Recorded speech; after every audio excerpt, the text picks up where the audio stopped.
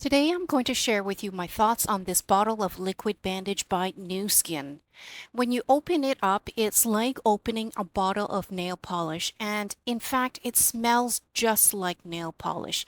It actually has a pretty strong odor as soon as you open it. And here's a close-up shot of what the liquid bandage actually looks like. It's clear and the thickness is similar to nail polish.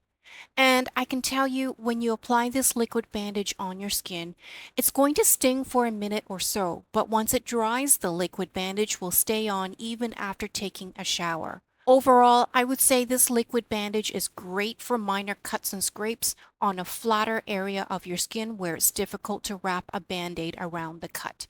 It doesn't take long for it to dry after you apply it, and then it remains sealed for days even if it gets wet. It's also flexible, so you don't have to restrict your movements while you have the liquid bandage on.